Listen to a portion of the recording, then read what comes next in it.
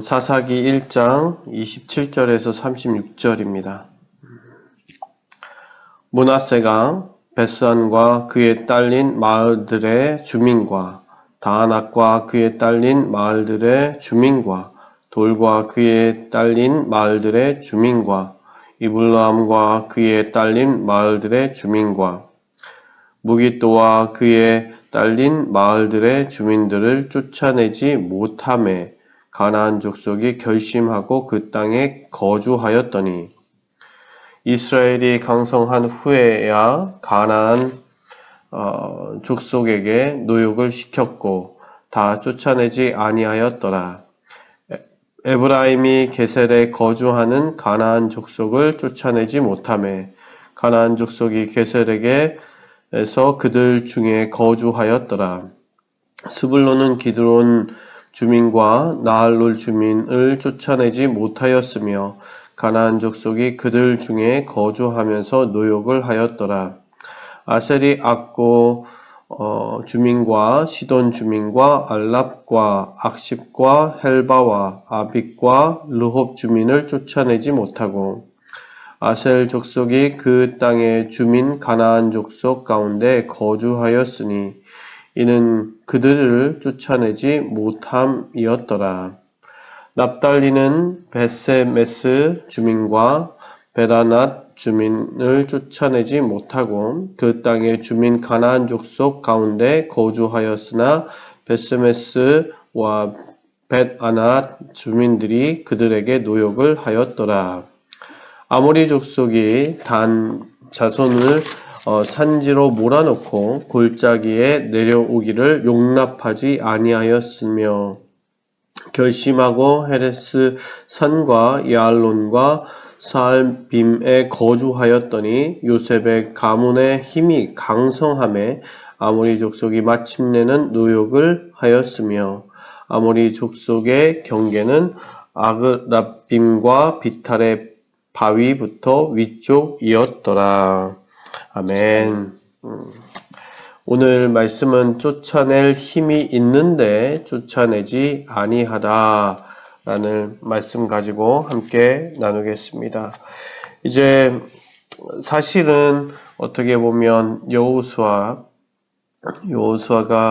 죽고 난 후에 리더가 없이 이제는 오로지 하나님만 의지하면서 각 족속이 각 지파가 이제는 알아서 자기에 맡겨진 땅, 주어진 땅을 스스로 점령하기 시작했습니다. 그러면서 이스라엘 백성들이 그 땅을 점령하면서 어려움이 왜 없겠습니까? 그런데 온전히 하나님만을 의지하며 그리고 하나님께서 분명히 믿음이 있죠. 하나님께서 전쟁에서 하나님께서 싸우신다. 우리를 싸우실 것이다. 우리에게 승리를 줄 것이다. 이미 다 우리에게 주어졌으니 우리는 가서 그 땅을 쟁취해서 그곳에서 살면 될 것이다. 라는 그러한 분명한 마음이, 믿음이 또한 있었습니다. 그러나 오늘 말씀을 보게 되면 어떻게 보면 므낫세, 에브라임, 스불론, 아셀, 납달리, 단, 이 지파, 요셉 지파까지 이렇게 쭉 나오죠.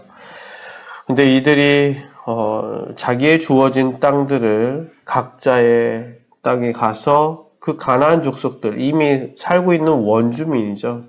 그 원주민을 내쫓고 그 다음에 그들이 가서 살아야 되는 거였습니다. 그런데 그렇게 살아가는데 가서 그 가나안 족속들을 쫓아내지 않고 못하는 경우도 있겠고요.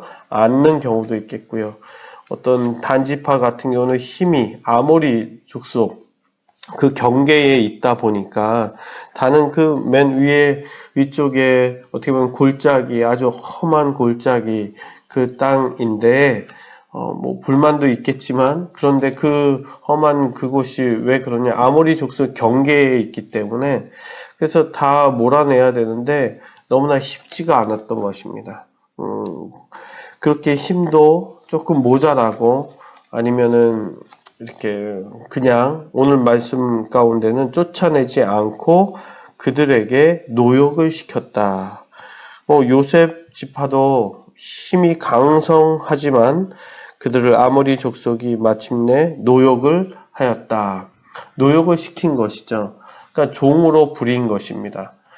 대부분의 그 족속들이, 지파들이 그 가나안 땅에 있었던 원주민들을 데리고 살았습니다. 그냥 그들을 그 자리에 놓고선 종으로 부렸던 것입니다. 편안하게 살기 위해서 그런 것이었죠. 그런데 이것은 나중에 역사적으로도 굉장히 큰 문제가 되었고, 그들 가나안 족속들이 가지고 있었던 그러한 문화들도 그들 속으로 어떻게 보면 이스라엘의 삶 속에 들어오게 되는 그러한 결과를 낳게 됩니다. 분명히 하나님께서는 그들을 다 제거하라고, 다 그 땅 가운데 아무것도 남기지 말라고, 그들이 섬기는 우상도 그들도 다 남기지 말고 한 사람도 남기면 진멸하여서 그 땅 가운데 깨끗하게 그곳에서 살아라 라고 분명하게 약속하셨는데, 그들은 자기의 유익이겠죠. 자기 자신들의 유익으로 말미암아 그 편한 거죠. 자기네들 생활 편하고자 일 시키고 농사 시키고 자기네 허드렛 일 다 시키는 그런 노역을 시키면서 그들을 그냥 그 자리에 놔두게 됩니다.